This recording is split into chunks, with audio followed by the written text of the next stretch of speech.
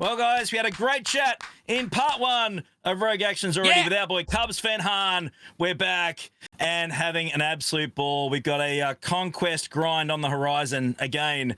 Not expecting too much to change this time around. But, guys, if you're brand new to this channel, please smash that follow button. It really helps us grow this channel. Give us some thumbs up. Give us some support. Cubs and I, of course, will be live from Twitch this week as normal. So we're going to have a heck of a lot of fun and try and work through this all together. But I thought, and this is the right time, Cubs, to talk Conquest. We all learned a lot this time around, now that we've been, and we know that they're going to be back-to-back and there's not going to be many changes, if any. I'm really not expecting too much different this time around.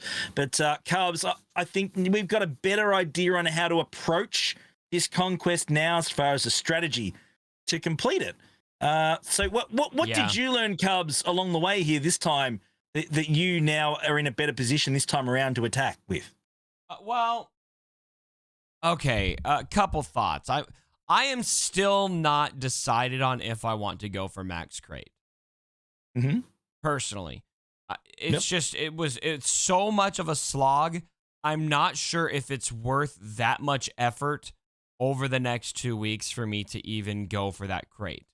So it depends. The answer to that question depends a lot on if I decide I'm going to go for the Max Crate. If I did decide I was going to go for it, then the biggest thing I learned is to do stuff a lot more frequently and to be in there right at the beginning, focusing every time on the teams that are going to go for, especially the 14 battles that you need to do, like the 20 battles with Savage and Maul. Start working on those at the very beginning is how I would probably start that. But yeah, I mean, I'm going to be honest with you, Heinzie. I think my biggest tip for myself, my biggest takeaway is I don't care to max crate this because it's just too much. Yeah, it's a lot of work, and it's not really the end of the world if you don't. I mean, you're still getting good rewards along the way. Let's be honest. You're still getting more shards. You're not missing out on them, even getting halfway through. It's just going to take you longer to unlock him, but you're still on your way to doing that. So I took a different approach. I actually, started slow. I actually left it for a day or two, which was my fault. I didn't expect the feats to be as brutal and as rigorous as they were until I started really sinking my teeth into it. Finished it 3 or 4 days beforehand. I could have finished it sooner. Then you realized that was a big-ass steak. Yeah, it was on like Donkey Kong. It was like Kong a 50-ouncer, man. Like you're in the freaking man versus food challenges, man. It was tomahawk action in the end. It got beefy. But one thing I did myself was I actually and we talked to a few other people. We had a few other people joining us last week. I did a few streams along the way. I basically ran right through from go to woe. I went sector 1 to 5. I just went right through. Yeah. Once I got to that, I could then get the best data discs that I needed to complete certain, tiers and certain feats a lot easier, which certainly then would save the energy because the energy's key in this. It ain't cheap. Yeah. So, I actually rolled straight through it, got through as quick as I could to Sector 5. I'm in the fortunate position where I have the legends to do that, the Galactic Legends, which is great, and then roll back and work through those feats afterwards. But the real trick is finding the feats in each sector and creating combinations of teams that will maximize a few feats at one time. Because one thing I learned, Cubs, this time, and I don't know if you found the same thing, but the stamina was a lot more nasty this time around. Like last time you could get 3 or 4 battles out of a team, a lineup. Yeah. This time you're lucky to get 3. Yeah. Before it starts becoming useless. Yeah. So, and you just get beaten and you're just burning energy. So even if you get 1 star, take it and move on. Come back later on when you got the data discs and get the extra stars out of it when you're a lot more powerful and you have a better team lineup with data discs to do so. That will certainly make life a lot easier for you, Cubs. The frenzy one was crazy. I got the frenzy tech for that. I don't know if you did that or not. That is the easiest way to do that. Get the frenzy if you want to get that frenzy feat. You get that data or that what is it? The consumable, and you'll have it in like 1 battle. Yeah, That's right, straight up. Some of the teams that worked really well for me. In Sector 4, there's the Smuggler. You got to get the Smuggler 20 times, whatever it is. You got to use the Smuggler team. I use Kira, Chewie, Han, Nest, and Veteran Han to get the Stagger out there as well. Yeah, and we were getting Stagger out at the same time. That worked really, really well. Bad Batch feat. I just used Bad Batch with Kenobi lead in my thing, and that just you could never lose. You just cannot lose. Yeah. So that worked really, really well for me. Sector 3, the Old Republic. I just used it the whole time on the mini boss. I used JML, Jolie, Jedi Knight Revan, Basti, and then just fed all the turns to those 3 middle ones, Jolie, Revan, and Basti, and they were getting work done there. And that's your pro tip for a lot of those get kills with X faction feats where you don't have, like with Phoenix Squad on Sector 1. If you don't have a good enough Phoenix Squad that you can do a whole battle with Phoenix Squad, just toss Ezra in a team with Jedi Master Luke and feed all of the turns, because that does the max health damage, which is not max health. It's damage based on Luke's max protection rather, and it does a lot of damage, right? And so that's the way to go. It absolutely does. And now this time around, which I'm pretty happy about, Sector 5, there's the Death Mark feat. You got to land Death Mark 10 times. Yep. This time now, the Death Mark from Darth Revan counts. So you can use Darth Revan this time. Before it was only Death Trooper that was throwing the Death Mark around. Yeah, it took count. me a while to figure that out. I did like 3 battles with Darth Revan, and then I went and checked. I was like, 0. Yeah. Yep. What? So it does work. It is going to work this time, guys. So don't forget to use Darth Revan this time. They've already mentioned that that's definitely going to work. So they have already made those changes. So guys, in the comments below, let us know other teams that work well. Let us know in the comments below. Let's all help each other out here. I'm sure we'll be doing streams as well during the week for Conquest, so we can help each other out. And let us know what worked for you and what didn't. And get those wins. Don't waste that energy. You're going to need it as much as you can. Now let's move on to the next topic, Cubs. We touched this slightly. We touched this slightly on your channel. Where's Relic 9 and what's happening, why it was delayed.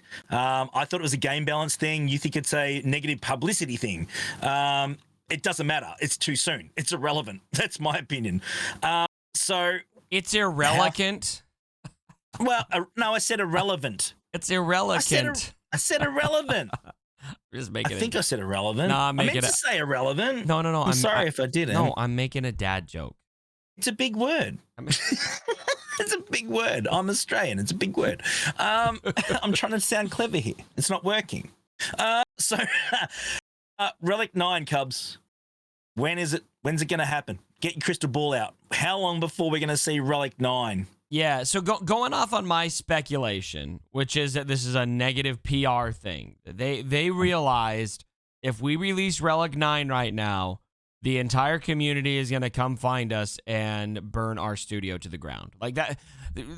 That's the kind of realization I think took place here, right? And obviously I'm metaphorically speaking, we were going to be upset. Yeah. And so could happen in person. Anything's possible. Yeah. So anyway, I think they want to do something positive first. And so what I'm kind of predicting is that we don't see Relic 9 until they've announced something else. So I don't know what, but, maybe some new marquee characters, maybe something that kind of gets the positive juice flowing. And then they'll go, oh, yeah, here's Relic 9. I think they want to gain a little bit of, more clout back before they drop that on us. But I could be wrong. Their hands might be tied. So they're going to give a bit. They're going to give a bit, and then they're going to take away. Yeah, that's what I think is going to happen. Yeah. Okay. Yeah, that kind of makes sense. Look, it's going to come this year, though. That's a definite. I think we all agree that it's definitely going to happen this year. Before the end of the year, we're going to see Relic 9. I'm thinking, and I'm just talking speculation, mid to late November, maybe early December. I think by then, if not before. I think that would be realistic. Not happy about it. But the thing that concerns me, like all of the Relic upgrades, Cubs, is that when you get to Relic 9, even when you get to Relic 8, you need all the other, the other pieces as well, of course, the other pieces of the puzzle when it comes to relic materials.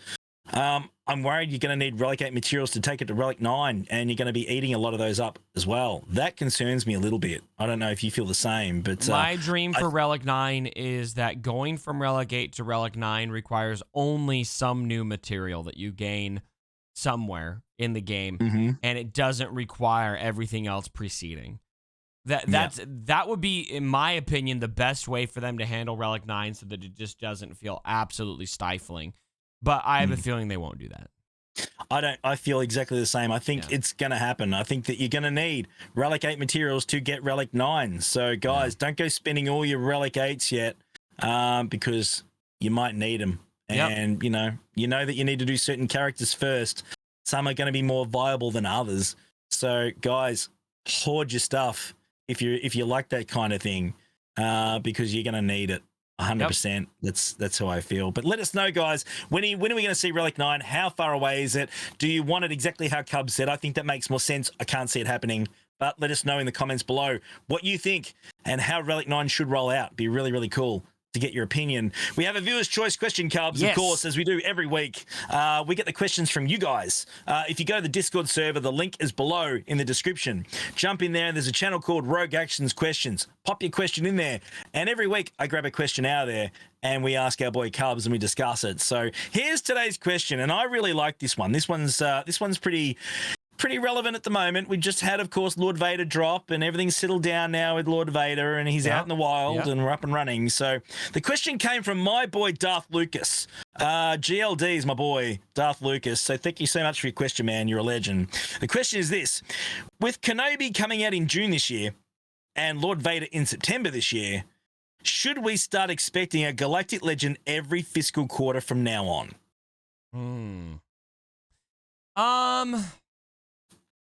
I think that actually, I don't know if I would say expect, but I could see them doing that.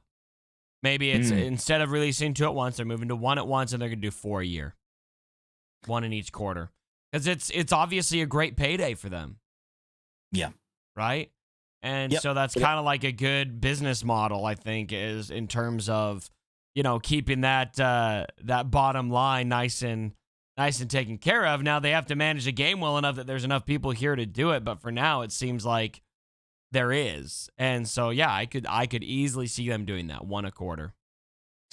Yeah, I think exactly the same thing. I think it's a really, really good question. I really like it, and I agree exactly with your thoughts as well. I think that now that they've split them and they're going individual, there's no reason why we can't see, one more in December and then another one in January, late February. There's 2 quarters, they roll over because, as you said, sitting there as CG in their head office and go, you know what, we can get a guaranteed income from releasing a Galactic Legend every 3 months in our books. We know that people are going to spend to get these guys. We know that's going to happen, and they're going to spend this much to do it. We know that that's going to happen reliably. In theory, mind you. I can definitely see that as being the norm, whether that's right or wrong, but I can definitely see that starting to become more consistent. There's only going to be so many we can roll out, though, that are going to be worthwhile. And that's the other thing to consider as well, isn't it, Cubs? I mean, you can't have a Galactic Legend Cup, it's just, Galactic Legend Gamorrean Guard. It's just, that's just ridiculous. So at some point, I do think they've got enough Star Wars content coming, especially towards the end of the year, that they will be able to draw from the new shows to do those. Yeah, but again, it's Galactic Legends. The best, ultimate part of this game. I mean, we can still get another Han, we can still get another Chewie. We haven't got enough of them, right? So, there's still plenty out there that they can draw from just in what we already have available to us without any of the new stuff. But I think as we know, Galactic Legends are the top tier characters of our game.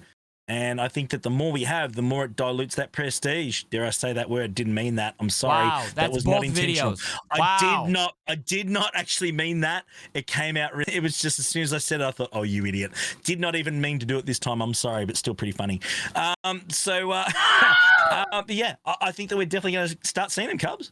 I really do. And I don't know if that's a good thing. Are you happy about that? Or do you just go, you know what? We got to just grit our teeth, you know? I think it's a fine pace. I mean, we're kind of used to it at this point. We got 6 GLs, right? Yep. So I'm less concerned about whether that's okay or not, but what's coming in between it. You know, we got to have enough going on outside of the GLs to keep this game positive and fun, right? Yeah. And so that's all I would add. Yeah. Bringing in more Galactic Legends isn't going to keep people playing this game. Correct. Yep. So we need other stuff to use them with. And we need some more engaging content. We got Conquest, but is that enough? And that's a whole different topic right there. Really right is, now, but, Conquest is not doing it, so. It's not. So, guys, let us know in the comments below what you think. Let us know whether you think we're going to see one every 3 months or not, which ones we may see. Let us know in the comments below. It'd be great to hear from you guys. Cubs, always an absolute pleasure, mate. I really look forward to this every week. It's a heck of a lot of fun. We hope you guys enjoy it. You'll be on Twitch this week. GAC style, of course, is still rolling along. Always. And are you gonna do some Conquest streams as well, or not? What are you thinking? Yeah. Don't sound so happy about it. I am happy. Look at my smile. Guys, hit the subscribe button. Give us a thumbs up. We'll see you again next week. Thanks, Cubs. Always a lot of fun, man. We'll see you again next week. Love you guys. See you guys. Bye.